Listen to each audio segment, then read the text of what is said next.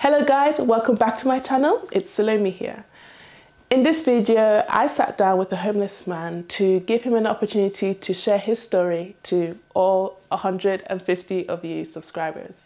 If you like the video, you know what to do. Please like, subscribe and share. But without further ado, here we go. What's the hardest thing about being homeless? Trying to survive.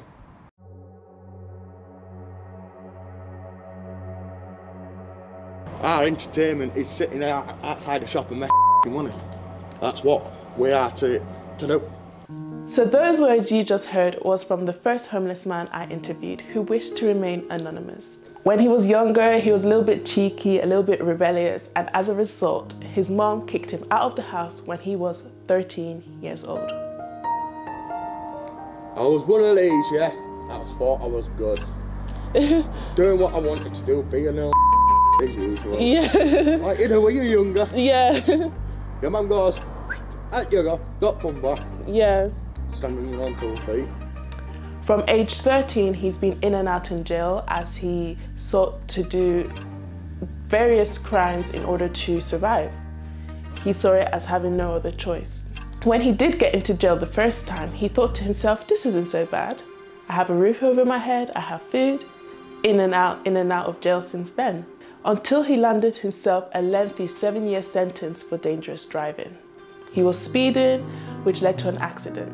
Nice in here, in and out, in and out, in and out, and I've realised. Wow. Fucking jail's I've had to see deaths in jail while I've been in jail. Really? I've seen people hang themselves. One of my best pals did it in the same cell as me. After serving 5.5 years of his 7-year sentence, because of his good behaviour and due to the fact that his own cellmate committed suicide, he was released on what the council classed as mental torture.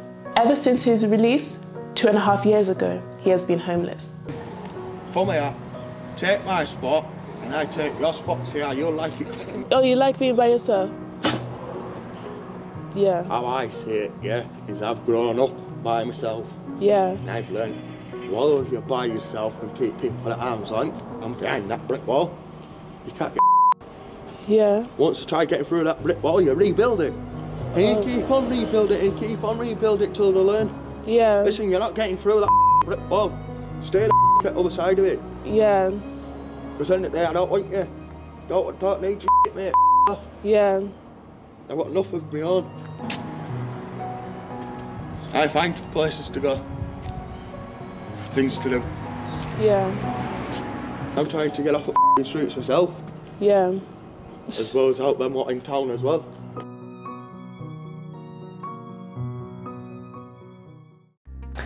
After speaking to him, I had the pleasure of speaking to another homeless man. Here is his story. How long have you been homeless, did you say? Nearly 10 years. 10 roughly. years. Wow. On and off. Can I ask how old are you? Do you 32. 32. Nearly 33 end of next month. Did you grow up in Leeds? No. Do you want to share where you grew up? I'm from Bradford, Keighley. Bradford, Keighley. Wow. Yeah. Did you study? Did you go to school? No, I've got learning difficulties, mental health. So? I got run over at 8 years old. You got run over? Yeah. Oh. I had a car accident. So that it affected my learning difficulties and mental health. So when did you stop school? And I stopped school 15. Even when I do try reading that, I try to read books, kind of, because I had trouble with some of the words. And was this the life you imagined for yourself? Not really, but it's one of the things, isn't it? You gotta get by day to day, do what you can. Yeah. Make the best of what you can. Sometimes with me, when I sit down, I don't even ask me, I just sit there quiet as a mouse. I noticed. If they give me, they give me. If they don't, they don't. It's entirely up to them. My biggest fear, my family. Oh, really? Yeah. Are you still close with your family? Not at the minute, but yeah. I was when I was a kid. If it weren't for them, well, if it weren't for me growing up, looking after my mum and brothers, that's why I say when I was a kid I was battered a lot. Yeah. Taking beatings from my brothers and... Oh, really? Oh, yeah. If someone now come up on my brother, he sat there and I'd stand right in front of my little brother. Any of my brothers, I'd stand in front of them. Really? Yeah, you got to go through me to get to my family. Wow. That's all I've always done since I was a kid. Wow. To my mum, brothers, I've just been the shield. Because without me being the family shield, my mum would have been hurt, my little brothers, well, my three other brothers would have been hurt. Where me being the shield, I don't mind taking the beatings, because... By who? Yeah? By who? People that are starting on my brothers, mum's boyfriends. Oh, wow. I'd rather take the beating than let my family take it. Because I know if they beat me up, I know I can just brush it off and say, is that it? Is that all you got? My nan can hit harder than that. There ain't a person on this planet that can say anything to hurt my feelings. Growing up, I've been battered all my life since I was a kid, so it will learn to just brush it, let it come on one and just brush it off the other one. Because the more you let it get to you, the more it's going to nag you and constantly be on your mind. I don't want that. And you've already got all this other stuff to worry about. You don't need other people's problems on your head as well. Listen, mate, I feel sorry for you when you try going near my brother. Because by the time you go near him, there'll be someone stood in front of you, in front of him, stopping all 10 of you from getting anywhere near him. Wow. That's all it is with me. And then I just come, help out, and I move to another town, and I help other people out and that. So you move from town to town helping other homeless people? I used to live in Keighley, then Bradford, then lived in Leeds for 10 years, then at some point I'll move to another town. Wow. And I'll start helping out other people there and that. And how do you help them? Like with blankets, or if I could try helping them with housing options, and because some of the people that I know that don't speak good English, you see. Oh, They're from different country and that. Wow. So he's like, oh, I need to do, right, listen mate, you tell me what you need to do, we'll get it done for you, we'll ring them, we'll go to housing options, solicitors, we'll get it all done for you, we'll get it all in a motion for you. Wow, that's a nice bag. It's a proper mountain climbing bag. Oh wow. That's why it's got that kit. What's the hardest thing about being homeless? The hardest thing about being homeless is the weather. The weather. You got to judge the weather to see when it's going to rain, how long is it going to rain for, or where to keep your tent up or put your tent down so it don't get wet. Oh wow. We're doing all these new buildings and that, all for students. Yeah. You never say to them, oh, we'll do this derelict building, we'll do it up for the homeless people. Yeah, exactly. All for Nothing. students. What's your dream? My dream is family. Yeah. My family. That's it. Without my family, I wouldn't know what to do. And how do you pass the time? Bikes. Bikes? Yeah. I find bikes that have been dumped and Yeah? I go find parts and that and I do them up. Oh, really? Yeah. That's all I do, man. Like bikes, scooters, rollerblades, skateboards. Pretty much whatever I can find in the skip or dump or... That's so cool that you're able to do that. It's the best thing though, because if you commit your money, not just sitting down, if you commit your money another way, that's keeping your mind occupied and you're not worrying like, oh, what am I going to do for the rest of the day? I'm going to be sat in my tent board, I'll fix this bike up, and I'll fix a bit on that bike. Yeah. Wow. Bikes all over this place. And I've just acquired an electric scooter. Yeah. I'm just going to needs fixing at the minute. Yeah, wow, Other than that, cool. Do you feel like the education system failed you? Education system failed me? No. No. No. When I got run over, failed me. Yeah. That's what made me do with my reading and writing and not being good in school and that. But I can tell you're very, very smart. Smart? Yeah, that's because of my brothers and that.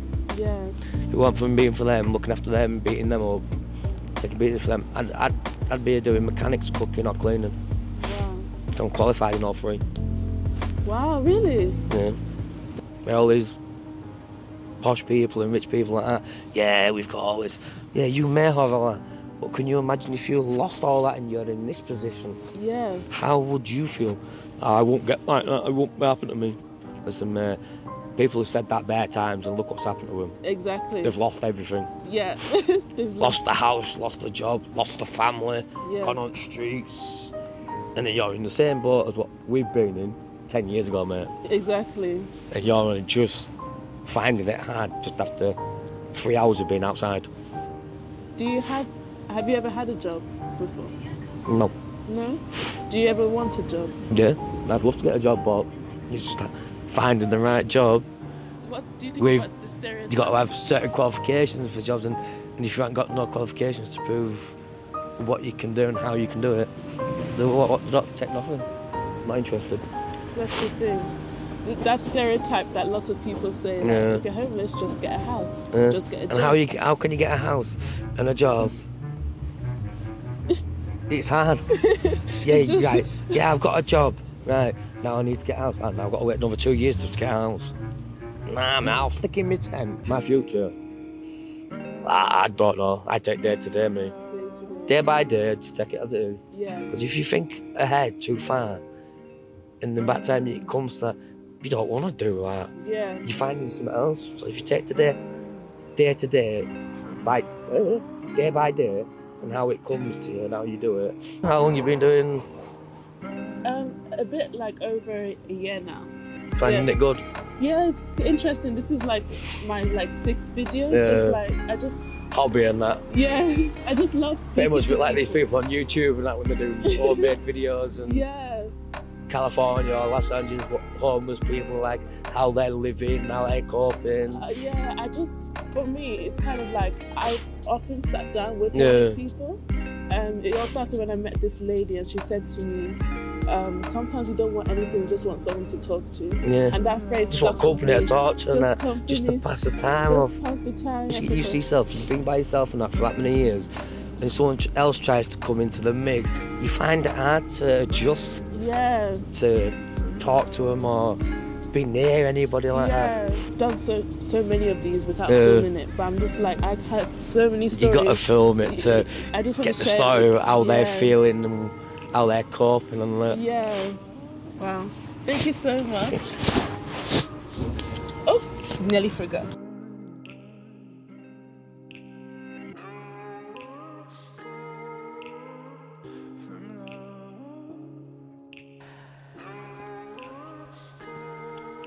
This video has been hard for me to edit because I am a very emotional person, and sitting down and hearing their stories it definitely gave me a different perspective on a lot of things, and I just have a newfound gratefulness for everything I have. I also realized myself that one stupid decision can literally change your entire life. And you might think, oh, that could never happen to me, but after hearing the stories of these 2 homeless men and a bunch of other homeless people that I have spoken to in the past, I realized anything could happen to anyone. Day by day, we have to be very wary about the choices we make because every choice has consequences, whether good or bad. I don't want to be so morbid, but yeah, I just wanted to put that out there.